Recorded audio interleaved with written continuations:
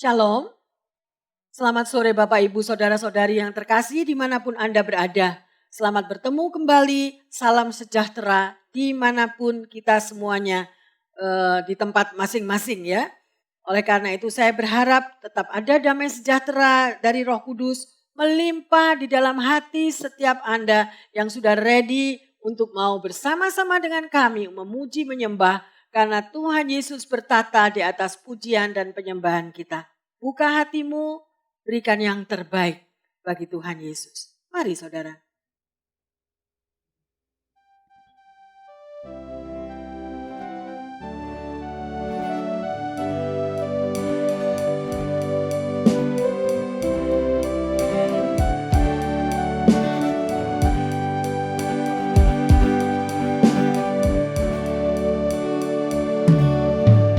Saatnya hari terakhir, banyak orang kan berseru kepada Yesus. Mereka bernubuat dan mengusir setan, mujizat demi namanya. Bukannya orang yang berseru Tuhan, Tuhan, yang kan masuk ke dalam kerajaan surga. Bukannya orang yang berseru Tuhan, Tuhan, melainkan yang menurut kehendaknya. Bukannya orang yang berseru Tuhan, Tuhan, yes Lord, yang kan masuk ke dalam kerajaan surga. Bukannya orang yang berseru Tuhan, Tuhan, melainkan yang menurut kehendaknya.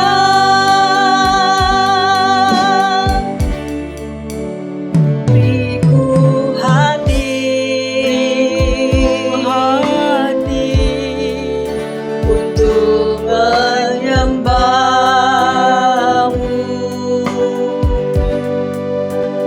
Beriku hati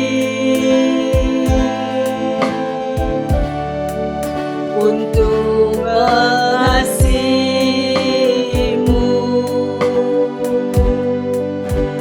Beriku hati memujimu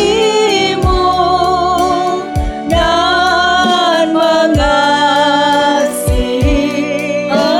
Engkau seperti wanita yang datang mengurapimu.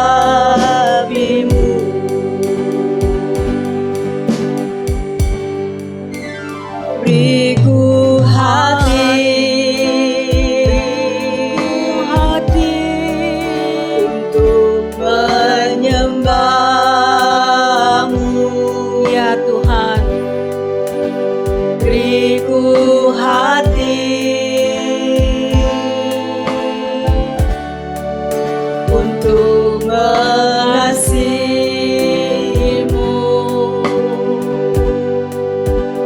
Beriku hati memujimu dan mengasihi Engkau seperti wanita yang datang mengurapimu.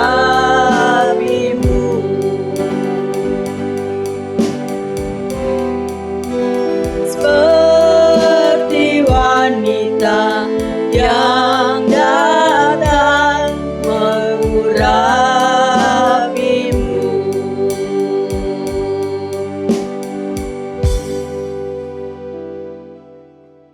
terima kasih Bapa dalam surga. Sampai hari ini kami boleh tetap ada Tuhan. Karena semua kami alami kebaikan-Mu. Kami mau Tuhan untuk lebih mengerti dan belajar akan firman yang kau sampaikan. Berbicaralah kepada setiap kami anak-anak-Mu dimanapun mereka berada. Kami percaya bahwa kebenaran akan firman Tuhan akan semakin memperbaharui di dalam kehidupan setiap kami.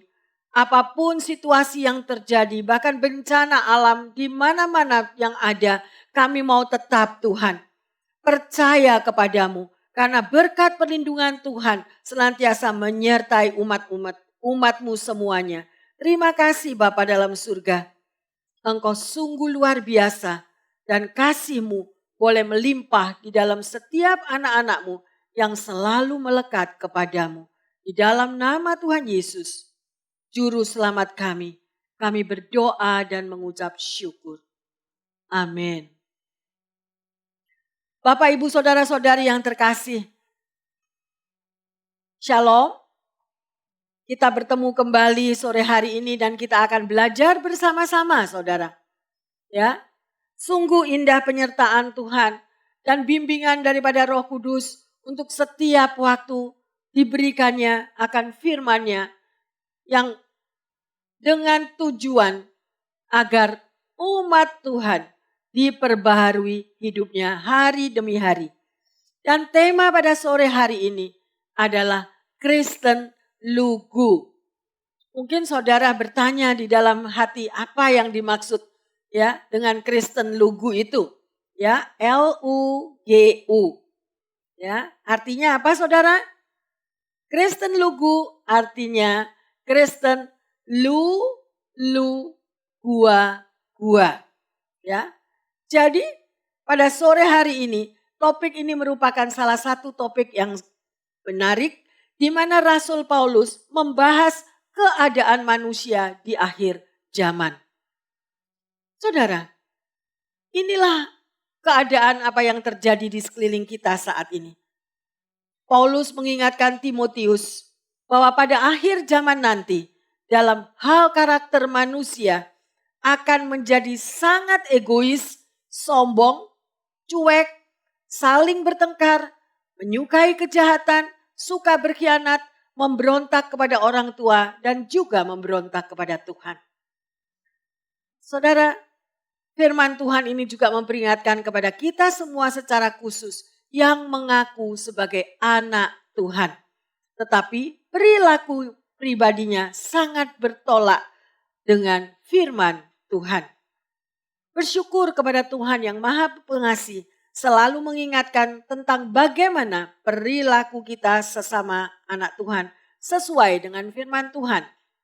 Dan saya membaca di dalam 2 Timotius 3 ayat yang ke-16 mengatakan, segala tulisan yang diilhamkan Allah memang bermanfaat untuk mengajar, untuk menyatakan kesalahan, untuk memperbaiki kelakuan, dan untuk mendidik orang dalam kebenaran. Saudara, karena banyak anak Tuhan yang tidak mengerti dan bahkan kalau mereka itu membaca firman Tuhan atau mendengarkan khotbah dari pendeta, mereka marah-marah, mereka merasa tersinggung setelah mendengarkan firman tersebut. Karena mereka merasa bahwa firman itu terlalu keras, firman itu menyerang atau menyindir kehidupan mereka. Ya saudara, dan firman Tuhan itu sesungguhnya tadi sudah kita baca di dalam 2 Timotius 3:16. Ya, Tuhan yang berbicara bahwa firman Tuhan itu mengajarkan kepada setiap kita untuk menyadarkan kita, untuk membawa kita kepada jalan kehidupan yang benar di dalam Tuhan. Ya saudara, oleh karena itu kalau ada yang tersinggung, mari periksa diri, periksa hati, bagaimana manusia rohani kita. Selama kita ditegur oleh Tuhan, bukankah itu Tuhan sangat mengasihinya? Karena firman Tuhan sendiri yang mengatakan, barang siapa yang kutegur, karena Tuhan mengasihi. Ya saudara, oleh karena itu, sebagai anak Tuhan kita harus melakukan apa yang menjadi kehendak Bapa. Seperti apa yang Yesus juga lakukan. Kehendak Bapa, bukan maksud daripada kehendak sendiri. Mari kita lihat di 2 Timotius 3 ayat pertama sampai yang keempat. Di sini dikatakan di hari-hari akhir ada masa-masa yang sukar. Ketahuilah bahwa pada hari-hari terakhir akan datang masa yang sukar. Manusia akan mencintai dirinya sendiri dan menjadi hamba uang. Mereka akan membual dan menyombongkan diri. Mereka akan menjadi pemfitnah. Mereka akan berontak terhadap orang tua dan tidak tahu berterima kasih. Tidak mempedulikan agama. Tidak tahu mengasihi. Tidak mau berdamai. Suka menjelekkan orang. Tidak dapat mengekang diri. Garang. Tidak suka yang baik. Suka mengkhianat. Tidak berpikir panjang. Berlagak tahu. Lebih menuruti hawa nafsu daripada menuruti Allah. Bapak, Ibu, Saudara-saudara yang terkasih, bukankah firman Tuhan ini ya dan amin? Mari kita koreksi sendiri. Pribadi lepas pribadi. Kita koreksi hati kita koreksi pikiran kita koreksi karakter kita seperti apa yang difirmankan. Ya, oleh Roh Kudus, Rasul Paulus juga bernubuat bahwa situasi ini akan semakin memburuk, ya, dan semakin dekatnya akhir zaman. Kita tidak tahu kapan tepat waktunya, ya. Tetapi Paulus menegaskan bahwa itu adalah masa-masa yang sukar yang terjadi. Pada ayat yang pertama tadi sudah dikatakan, hari-hari akhir, ya, ada masa-masa yang sukar. Apa arti dari pada masa-masa yang sukar tersebut? Apa kesusahan itu? Ya, hari-hari terakhir akan ditandai dengan bertambahnya kejahatan di dunia, runtuhnya standar moral, dan bertambahnya orang yang percaya dahulunya menjadi pengikut Kristus, tetapi kemudian menolak apa yang difirmankan. Ya, Rasul Paulus juga mengingatkan bahwa masih ada berkat keselamatan sepenuhnya dalam Kristus. Masih ada pencurahan Roh Kudus yang disediakan bagi mereka yang setia kepada Tuhan. Bagaimana posisi Anda dan saya? Apakah kita tetap melekat kepada Tuhan di dalam masa-masa pandemik, di dalam masa-masa bencana alam di sekitar kita? Ya, kebakaran di California yang terjadi, kemudian di Oregon, di lain tempat sedemikian rupa. Apakah itu membuat saudara bimbang bahwa Tuhan tidak ada atau Tuhan tetap ada di dalam situasi badai kehidupan? Dia tetap setia menyertai saudara dan saya. Ya, mari kita akan lihat saudara. Pada ayat yang kedua sampai ke-7 itu adalah pemerosotan moral. Ya. Pada ayat yang kedua dikatakan manusia akan mencintai dirinya sendiri. Manusia adalah penyebab utama. Sadarkah kita bahwa kita ini adalah penyebab utama? Kita adalah pemeran utama. Ya, sampai ada yang mengatakan melebihi dari bencana alam. Jadi manusia itu sampai dikatakan kalau attitude-nya sudah keluar atau karakternya yang negatif sudah keluar, itu semuanya apa yang dilakukan melebihi daripada bencana alam. Ya, contoh saudara, yang bikin susah di rumah tangga itu bukan setan. Ya, yang bikin susah di masa pandemi ini, virus corona semakin runyam, bukan setan, saudara. Tetapi ada manusia-manusia yang tidak dapat mendisiplin dirinya, ya, yang tidak melakukan aturan yang sudah ditetapkan, bahkan tidak bertanggung jawab menularkan kepada orang lain. Dan mencari kesempatan di tengah-tengah kesempitan yang terjadi. Ya, jadi mencari situasi yang sudah dalam keadaan susah, dalam keadaan sukar, mereka justru mencari keuntungan. Sehingga wabah ini menjadi mendunia. Mari kita belajar. Yang pertama, mana yang lebih susah menghadapi setan atau menghadapi manusia? Ya, kalau setan itu ditengking pergi, saudara. Ya, tetapi kalau manusia ditengking, dia akan tengking kembali. Ya, Bukan begitu? Kalau manusia dinasehati, sulit untuk bisa menerima. Mana yang lebih berbahaya? Sekarang pertanyaannya, setan atau manusia?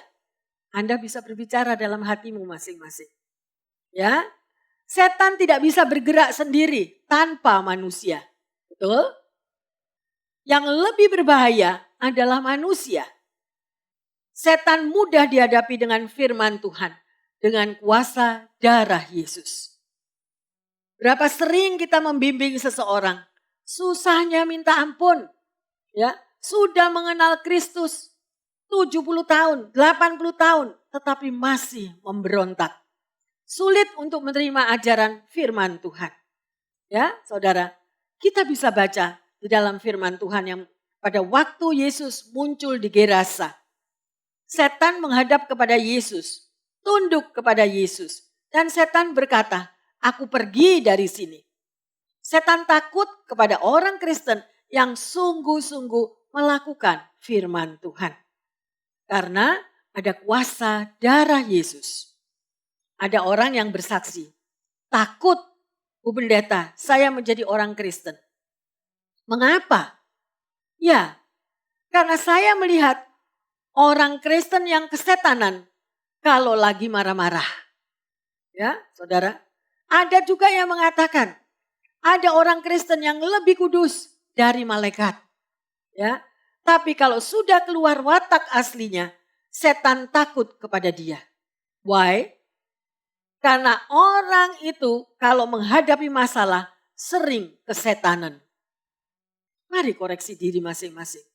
Ya, kekristenan bukan soal beribadah, tapi perubahan hidup.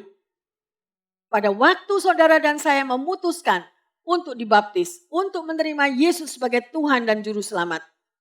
Apakah kita berubah? Kehidupan kita dari manusia yang lama menjadi manusia yang baru, mengikuti apa yang Yesus lakukan, yang Yesus firmankan. Ya, pada masa pandemik ini, saudara, kita beribadah online. Tetapi juga kita beribadah langsung kepada Tuhan.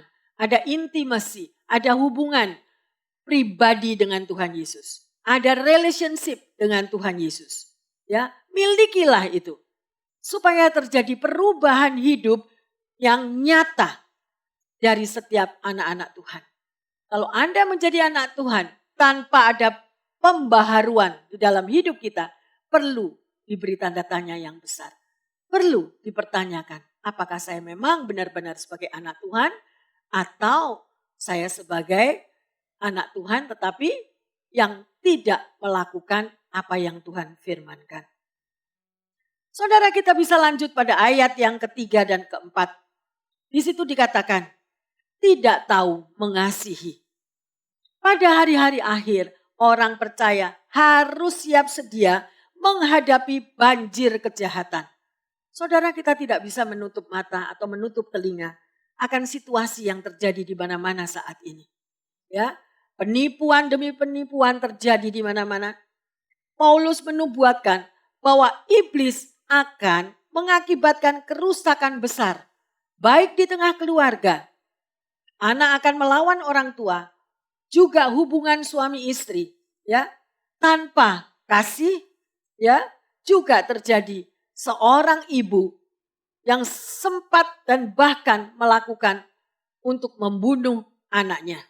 Ya, seorang ayah mengabaikan keluarganya, membunuh juga dengan apa yang dia lakukan terhadap istrinya. Semuanya itu terjadi, saudara. Kalau Anda mendengar berita-berita di media, bermacam-macam cara setan atau merasuki anak-anak Tuhan yang tidak dikuasai oleh firman Tuhan, tidak dikuasai oleh roh Tuhan, maka kehidupannya sungguh membuat keadaan menjadi runyam.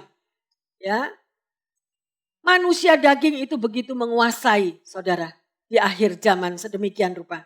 Sekalipun kita mengaku sebagai anak Tuhan, tapi manusia rohaninya itu kosong.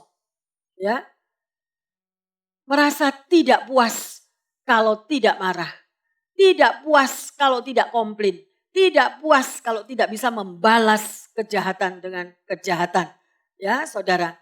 dan sangat puas kalau melihat orang lain jatuh, kalau melihat orang lain menderita, kalau orang lain bangkrut, malah mereka ada yang bersuka cita.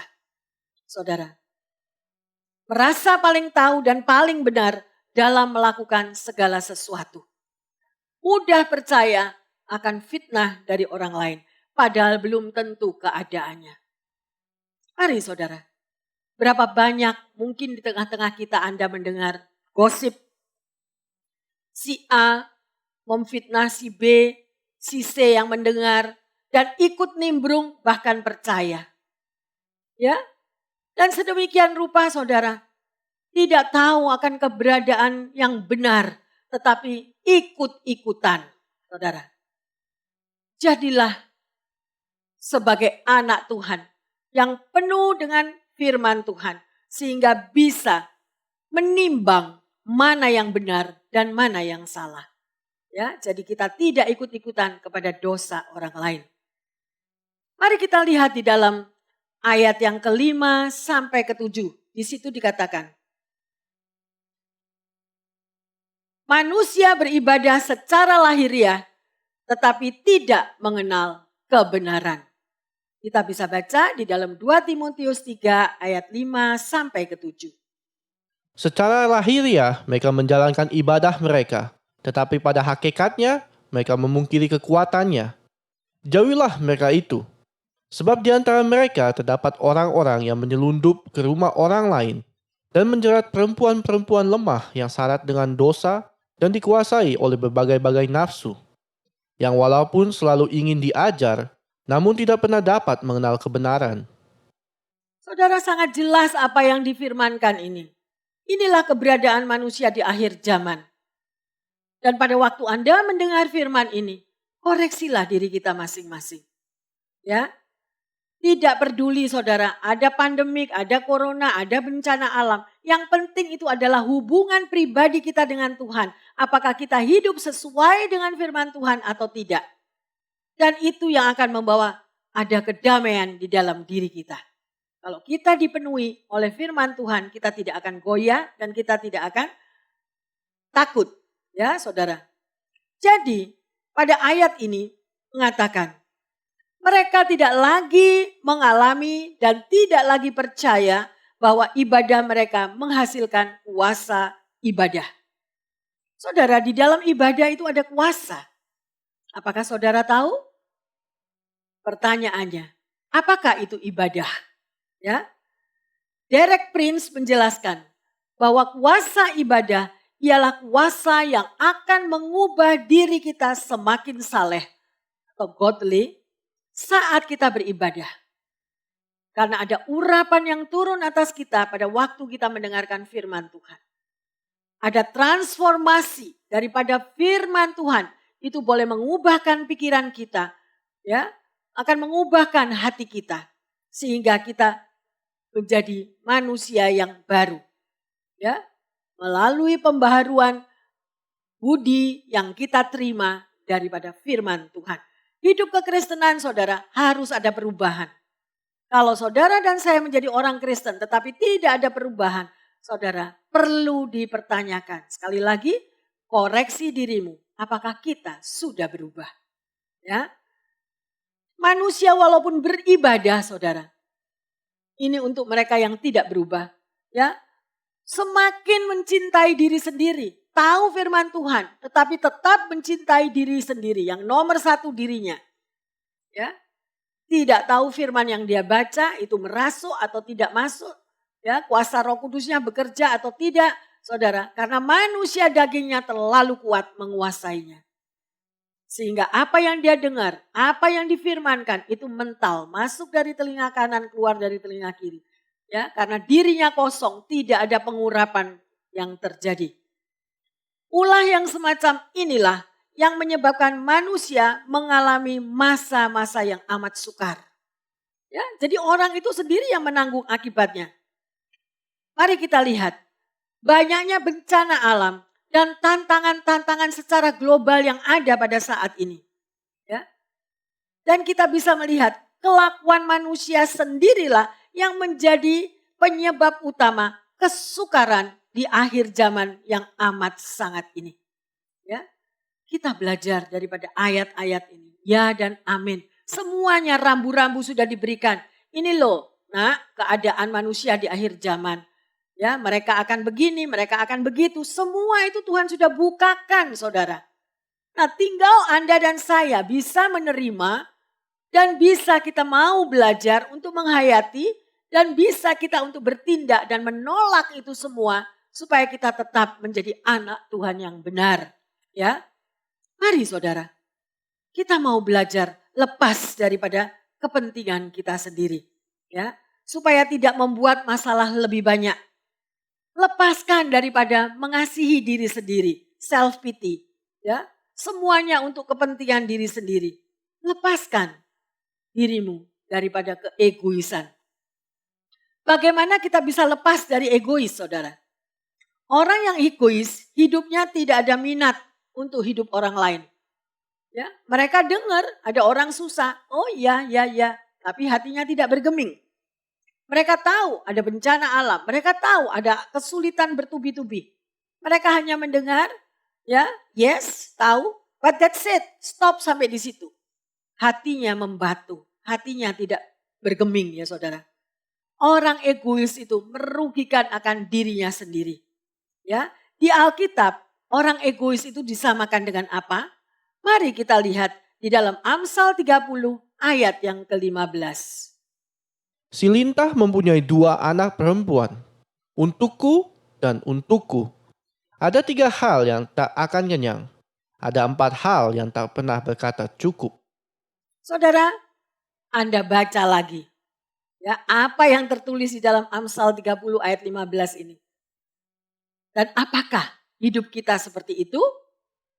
Ya, semua sudah tertulis saudara. Ya, semua sudah ada di dalam firman Tuhan. Jadi, orang egois adalah orang yang tidak mau tahu akan urusan orang lain. Yang dia tahu adalah urusan dirinya sendiri. Dalam mengukur seseorang, ukurannya pakai ukurannya sendiri. Ya, kita bisa lepas dari egois pertanyaannya. Bagaimana pastor kita bisa lepas dari egois? Bisa. Kalau Anda mau, Anda bisa lepas dari rasa egois tersebut, perbuatan egois itu. Ya, hari ini kita belajar egois itu berbahaya. Karena orang yang egois itu, yang pertama, orang itu mudah tersinggung. Ya, mikirin diri sendiri, sensitif, ya, lugu, lulu, gua, who cares, ya, emangnya gua pikirin, ya saudara. Jadi nggak pusing dia apapun yang terjadi di sekeliling kita. Sebelum corona terjadi pun tidak bergeming. Setelah corona terjadi, saudara mungkin Anda memikirkan mungkin dia akan berubah. Nyatanya tidak berubah, bahkan tambah semakin mengeraskan hatinya. Semuanya untuk dirinya sendiri. Ya. Itu yang pertama saudara. Ya. Yang kedua, orang yang egois itu orang yang gampang kecewa. Ya. Semua yang dipikir untuk diri sendiri, menuduh orang lain tanpa bukti-bukti yang nyata. Mungkin Anda pernah merasakan, ya, kenapa Anda punya teman, tahu-tahu sikapnya berubah terhadap Anda. Sedangkan Anda dahulunya begitu baik dengan dia. Tetapi tahu-tahu teman tersebut menjauhkan diri. Ya, tidak ada berita atau sekali-sekali hanya berkata yes, no, atau apa saja. Perkataannya hanya pendek-pendek. Saudara pasti berpikirkan sebagai orang yang waras tentunya. Sebagai orang yang punya pikiran yang benar. Akan bertanya, kenapa orang ini berubah? Saudara, mari kita mau melihat. Sedemikian rupa bahwa orang itu mempunyai kalender sendiri. Mempunyai pikiran sendiri untuk menghakimi si A, si B, si C menurut dirinya. Dan dirinya adalah yang paling benar. Ya, orang yang sedemikian rupa tidak akan mempunyai teman yang lama. Ya, saudara, di akhir zaman sungguh sangat menyedihkan. Kita bisa melihat mencari orang yang loyal, mencari teman yang setia itu ibarat mencari mutiara di tengah pasir. Ya, Tidak dapat kita menemukan orang yang begitu setia di dalam suka dan duka selalu bersama-sama. Ya, bahkan kita memakai atau justru memakai kesempatan.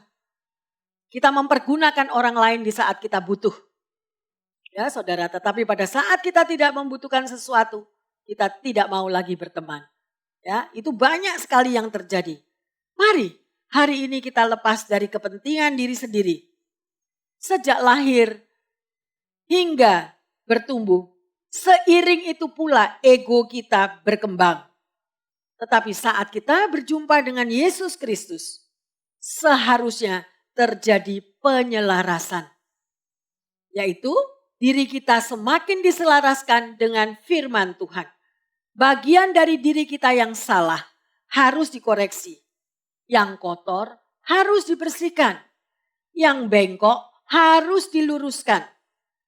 Tujuan kita belajar firman Tuhan agar hidup lama ditinggalkan dan ada perubahan hidup yang terjadi. Sekali lagi, ada perubahan hidup. Mari koreksi diri. Kita bisa baca di dalam 2 Korintus 5 ayat yang ke-17. Jadi, siapa yang ada di dalam Kristus, ia adalah ciptaan baru. Yang lama sudah berlalu, sesungguhnya yang baru sudah datang. Amin. Ya, jadi siapa yang ada di dalam Kristus, mereka adalah ciptaan baru. Apakah saudara ciptaan baru? Setelah Anda mengenal Kristus, atau kita tetap menjadi manusia yang lama? Saudara, Tuhan tidak akan pernah mau berintimasi, mau berrelationship, mau berhubungan intim dengan orang yang egois. Makanya kadang-kadang saudara katakan, Pastor, kenapa doa saya tidak dijawab? Kenapa doa saya belum terjawab? Mari saudara, kesempatan yang baik ini. Koreksi dirimu. Ya, firman Tuhan untuk menyadarkan kita dari perbuatan kita. Untuk membenarkan di dalam perjalanan hidup kita. Jangan tersinggung pada waktu firman diberitakan. Tidak ada urusan pastor dengan setiap jemaat saudara. Karena sebelum firman itu disampaikan, firman itu akan terjadi di dalam diri pastor itu sendiri. Ya, akan menempelak kepada pastor itu sendiri. Nah, pada waktu pastor menyampaikan firman Tuhan ini, koreksilah dirimu.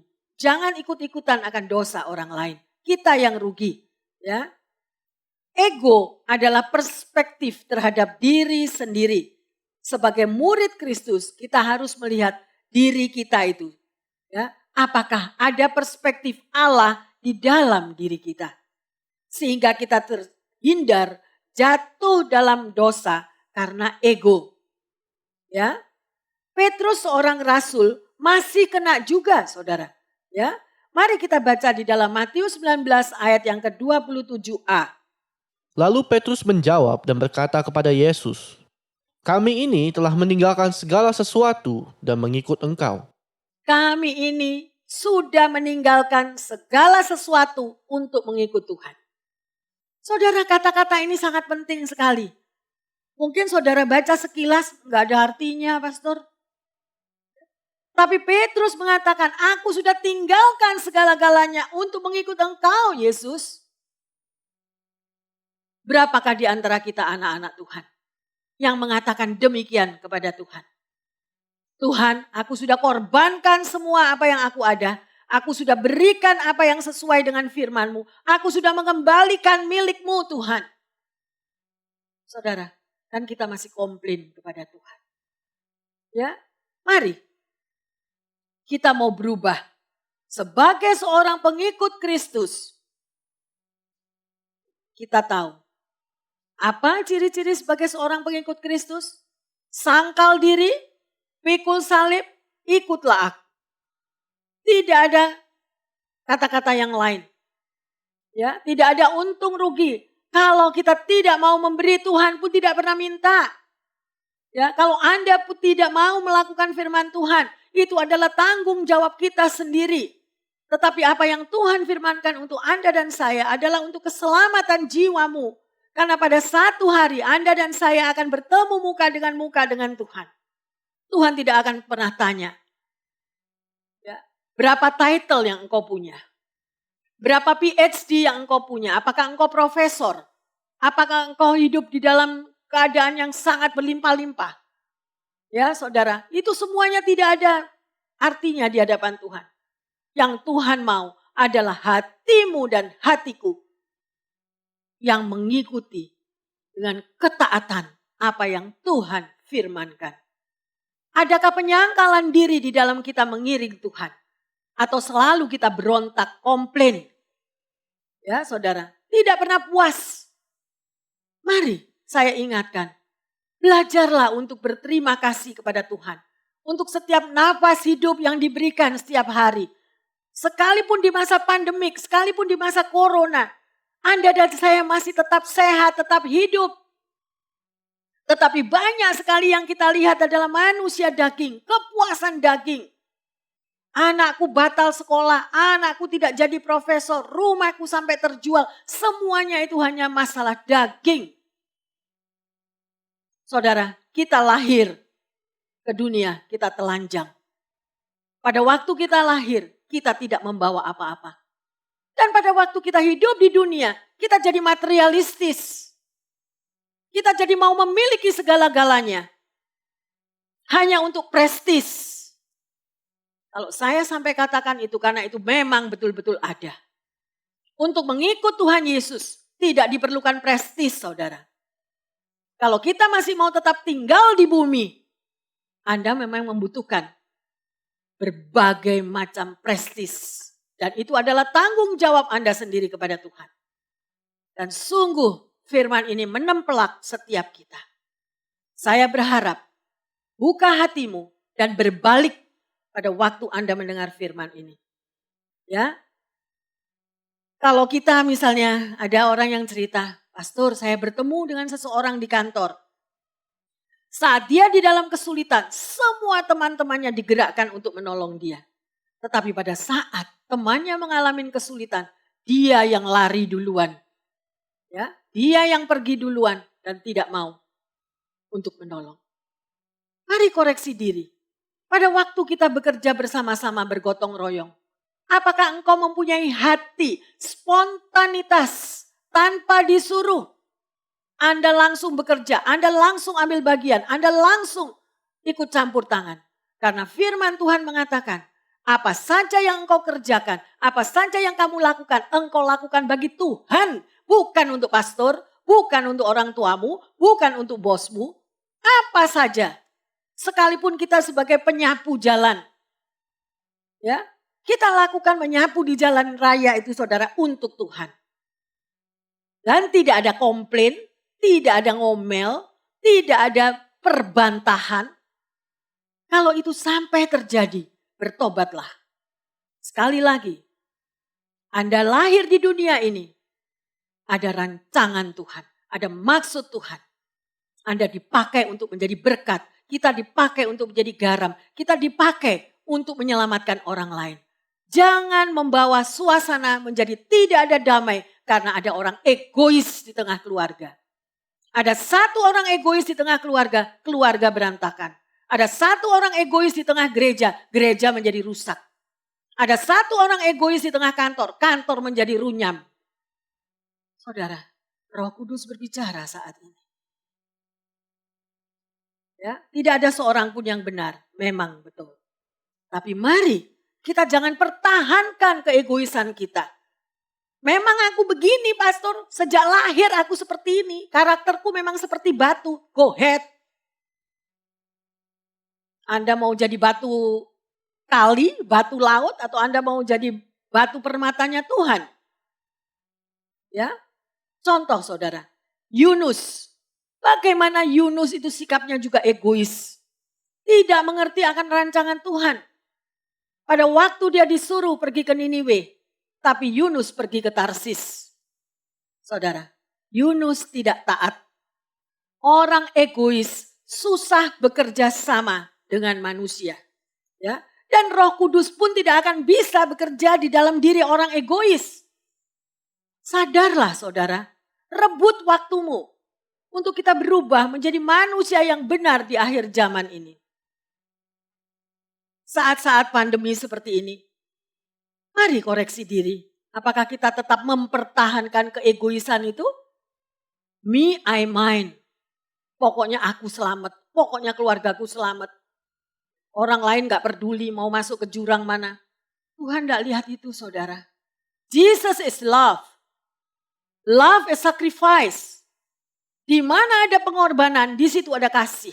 Kalau Anda tidak memiliki kasih, perlu Anda sendiri yang menjawab. Siapakah Anda di hadapan Tuhan? Amin. Saudara, orang yang tidak mungkin mau berkorban, itu orang yang egois. Ya, impossible. Orang yang tidak mau korban itu sudah, saudara. Ya, udah enggak bisa diajak kompromi. Bukan hanya soal keuangan, ya. Tetapi ini adalah satu berkat yang Tuhan berikan, berkat kehidupan. Pada waktu engkau mengangkat beban orang lain, maka bebanmu diangkat Tuhan. Apa yang engkau tabur, engkau akan tuai. Bapak, Ibu, Saudara-saudari sekalian, mari berubahlah di dalam pembaharuan budimu. Supaya pada waktu Yesus datang, kita bisa berangkat bersama-sama. Bagaimana Yesus akan mengangkat kita kalau Anda bawaannya batu kali segitu banyak, satu truk. Ya, saudara, hati yang keras, pikiran yang keras, tangan yang menggenggam, yang tidak bisa menolong, tersalur untuk menolong orang lain. Tuhan gak cari itu. But Jesus looking in your heart. Tuhan melihat hati setiap anak-anak Tuhan yang berani mengaku anak Tuhan. Amin. Mari kita koreksi diri. Ya, jangan menjadi orang yang komplain melulu, suka membanding-bandingkan, kecewa, pahit, sakit hati, ya, ngomongnya muter-muter terus. Ya, saudara.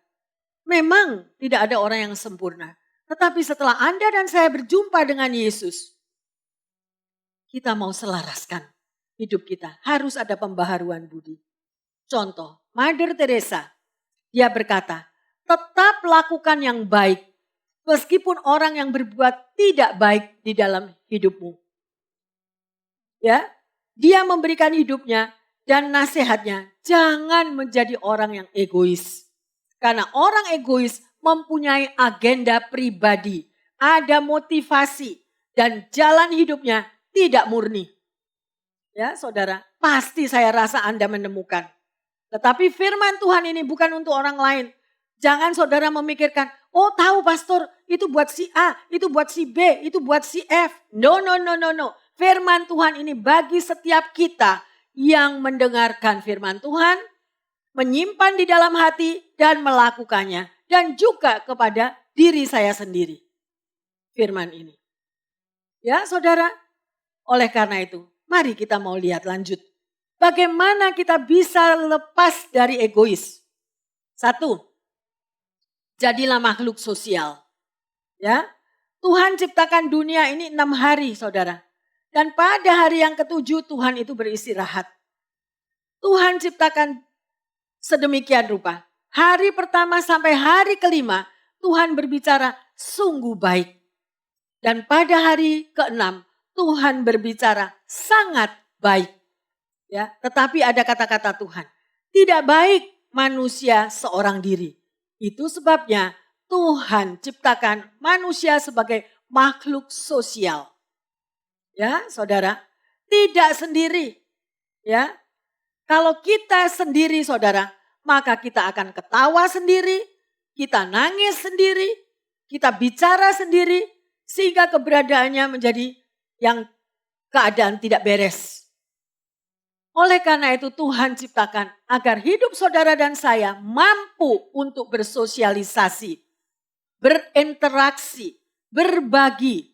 Ya, kita menjadi egois karena kita merasa bahwa dunia ini diciptakan untuk diri kita sendiri. Yang lain itu ngontrak. Ya, saudara. Jadi dunia ini punyaku, milikku. Semua teman-temanku itu kontrak. Ya, itu tidak benar dengan kata-kata yang demikian. Setiap kita punya kelebihan dan kekurangan. Jangan lupa bahwa kita ini adalah tubuh Kristus. Ada kepala, ada tangan, ada kaki, ya, saling membutuhkan satu dengan yang lain. Keluarga, sekali lagi saya katakan, Kalau ada satu orang egois di tengah keluarga, keluarga itu akan berantakan. Ya, hidup tidak bisa sendirian. Orang yang hidupnya selalu menyendiri, pasti ada sesuatu. Ya, saya nggak tahu. Mungkin kurang satu yang akan berakhir dengan menjadi Kristen langlinglung. Ya, saudara, saya berharap semua anak-anak Tuhan menjadi pengikut Kristus yang luar biasa di akhir zaman. Kebahagiaan sejati itu adalah di waktu kita bisa menolong orang lain dan orang itu berhasil. Ya, hati kita akan menjadi sukacita yang luar biasa. Mengapa orang tua menangis pada waktu anaknya diwisuda? Ya, karena ada kebanggaan. Ya, orang tua begitu bangga melihat anaknya sukses sampai mereka menangis. Ya, oleh karena itu saya percaya. Jadilah anak-anak yang takut dan taat akan Tuhan. Hormatilah orang tuamu. Sehingga orang tuamu merasa sebagai happy papa, happy mama. Dan juga nenek kakek menjadi happy grandpa, happy grandma. Saudara, dimanapun Anda berada, biarlah firman Tuhan ini sungguh menjadi berkat. Yang kedua, selalu mengucap syukur di dalam suka dan duka. Ya, gaya hidup bersyukur itu adalah satu keputusan, saudara. Milikilah hati yang selalu bersyukur. Ya, dalam keadaan senang dan susah selalu bersyukur. Mungkin Anda tidak bisa terima apa yang saya katakan. Pastor itu berbicara untuk diri pastor sendiri. Apa pastor tidak lihat di sekeliling kita? Kebakaran ada di mana-mana. Huriken terjadi. Pandemik semakin merajalela. Ya saudara. Tetapi kalau engkau melibatkan Tuhan. Bahwa Tuhan yang ada di dalam hidupmu dan hidupku lebih besar daripada pandemik, lebih besar dari bencana alam, lebih besar dari situasi apapun yang terjadi. Ya, dan kalau Anda bisa mensyukuri hal itu, maka engkau hidup di dalam anugerah Tuhan. Ingat, bukan dengan kerja kerasnya kita atau tinggi dan pangkatnya kedudukan kita sebagai profesor tingkat 10 misalnya. Bukan itu yang membuat engkau menerima anugerah Tuhan. Tetapi dengan takut akan Tuhan dan melakukan firman-Nya, maka hidup saudara dan saya akan diberkati, ya, dan diselamatkan. Mari kita lihat di dalam 2 Timotius 3 ayat yang ke-16 dan yang ke-17. Segala tulisan yang diilhamkan Allah memang bermanfaat untuk mengajar, untuk menyatakan kesalahan, untuk memperbaiki kelakuan, dan untuk mendidik orang dalam kebenaran. Dengan demikian, tiap-tiap manusia kepunyaan Allah diperlengkapi untuk setiap perbuatan baik. Amin. Jelas sekali saudara, setiap manusia diperlengkapi supaya mereka mampu untuk berbuat yang baik. Ya, permasalahannya adalah banyak orang yang rajin beribadah dan selalu mau diajar tetapi tidak pernah mengenal kebenaran. Aneh tapi nyata.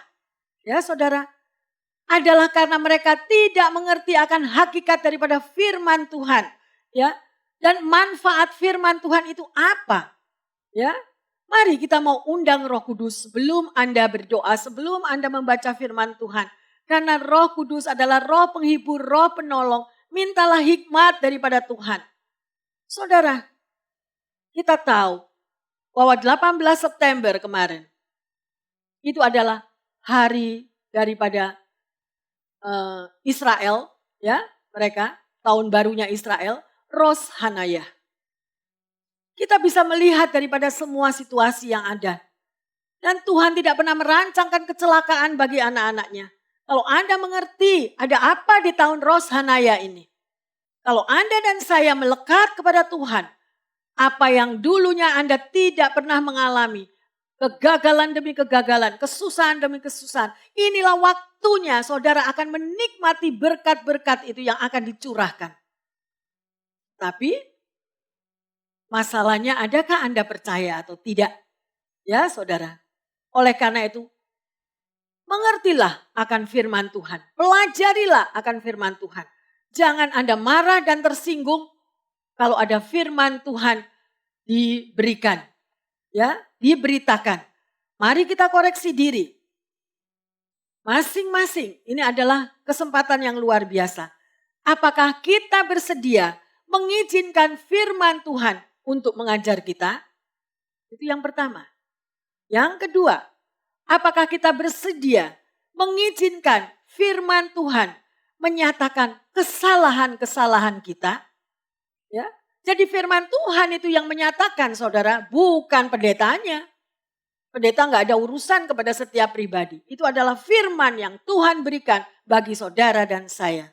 Ya, apakah kita bersedia mengizinkan firman memperbaiki akan kelakuan dan tindakan kita? Yang keempat, apakah kita bersedia mengizinkan firman Tuhan mendidik kita untuk hidup dalam kebenaran? Ini yang terpenting ya saudara. Semua hal yang disampaikan firman Tuhan itu sudah terjadi di sekitar kehidupan kita. Ya, sebagai orang percaya, mari kita tidak terjerumus kepada daya tarik dunia untuk kepentingan diri sendiri. Persiapkan diri dengan baik, pagari diri kita dengan kebenaran firman Tuhan. Jalani hidup kita dengan bersandar penuh pada kasih dan kebenaran Tuhan. Tanggalkanlah ego dari manusia yang lama dan tunduk kepada kehendak Allah. Dan Tuhan yang luar biasa itu, ya, memberikan ayat emas untuk saudara dan saya, yaitu di dalam Roma 12 ayat yang kedua. Janganlah kamu menjadi serupa dengan dunia ini, tetapi berubahlah oleh pembaharuan budimu, sehingga kamu dapat membedakan manakah kehendak Allah, apa yang baik, yang berkenan kepada Allah dan yang sempurna. Amin. Saudara, meteraikan firman ini di dalam hati setiap kita. Maka hidup Anda dan saya akan dibimbing ke jalan yang benar. Ya, dan kita rekam senantiasa setiap hari kita melakukan sesuai dengan apa yang difirmankan. Ya. Oleh karena itu saudara, kalau kita mampu dan kita sudah mendengar dan meresapi akan firman Tuhan itu, jadilah pelaku firman. Maka saudara dan saya akan terhindar dari Kristen lugu. Ya, Kristen lulu gua-gua. Kita akan terhindar semuanya. Hiduplah berpusat pada firman Tuhan. Amin saudara. Itulah yang dipesankan oleh Bapa kita di surga. Bahwa keadaan di akhir zaman adalah keadaan yang sulit, yang sukar. Tetapi kita akan tetap mampu di dalam masa kesukaran, kita tetap boleh berglori. Karena Tuhan Yesus ada di dalam diri setiap kita. Mari saudara, mungkin Anda katakan, saya nggak mampu pastor. Saya nggak bisa lepas dari ego saya. Saya nggak bisa lepas karena saya dari kecil sudah dididik untuk menjadi orang egois. Orang tua saya yang mengajarkan saya, kalau kamu punya barang, jangan kasih orang lain. Kalau kamu punya makanan, jangan bagi oleh orang lain. Para orang tua, mari. Didiklah anakmu sesuai dengan firman Tuhan. Kalau Anda mengatakan, saya sudah terlanjur, saya tidak mampu. Bersama dengan saya, kita akan menyembah, minta kepada Tuhan. Ubah hatiku Tuhan. Buka hatimu saudara, kita menyerah total.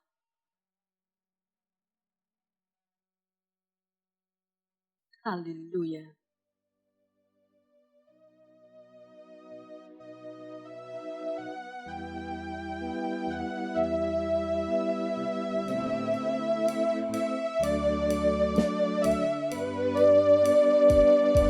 Ubah hati kami ya Bapa. Dimanapun para pendengar firman Tuhan. Mari bersama-sama kita menyembah. Katakan, ubah hatiku Tuhan. Hatiku. Yes Lord. Seputih salju.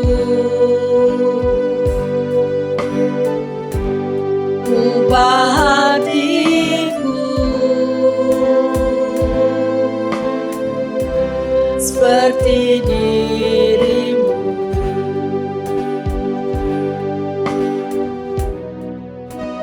Engkau menjunar, ku kenal Dia.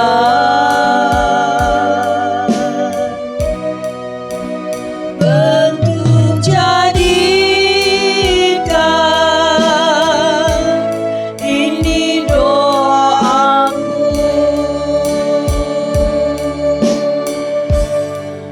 ubah hatiku. Benar Tuhan, ubah hati setiap kami. Di mana anak-anakmu berada, di pelosok-pelosok, dimanapun mereka boleh mendengar akan firman Tuhan ini. Kami percaya bahwa urapan-Mu akan turun atas setiap mereka, sehingga hidup mereka boleh diubahkan, hati mereka diubahkan, pikiran mereka diubahkan. Mereka mampu Tuhan melakukan apa yang menjadi kehendak-Mu. Terima kasih Tuhan Yesus. Kalau ada yang mengalami kekecewaan, kepahitan, sehingga hanya keluar kata-kata yang pahit, ubah hatinya Tuhan. Berikan hati yang penuh pengampunan, mampu mengampuni sesamanya. Ubah ya Tuhan, ubah hati mereka. Haleluya. Ubah hatiku. Yes Lord. Seperti salju. Benar Tuhan. Ubah hatiku. Seperti dirimu. Katakan saudara, ubah hatiku Tuhan, aku tidak mampu Tuhan. Ubah hatiku. Katakan saudara, mohon pertolongan daripada Roh Kudus. Restorasi hati setiap kami yang mendengar. Ubah hati mereka Bapa yang saat ini dengan hancur hati. Mereka memuji menyembah-Mu karena mereka tidak mampu melepaskan dirinya dari rasa sakit, dari rasa kecewa, dari masa yang lampau. Oh Tuhan, ampuni kami, Yesus. Engkau penjuna. Haleluya. Tanah liat. Benar Tuhan. Bentuk jadikan ini doaku. Benar Tuhan, inilah doa kami. Ubah hatiku. Terima kasih Bapa. Seputih salju. Terima kasih kau ingatkan kami ya Yesus. Ubah hatiku. Seperti dirimu. Ubah hatiku. Seperti dirimu.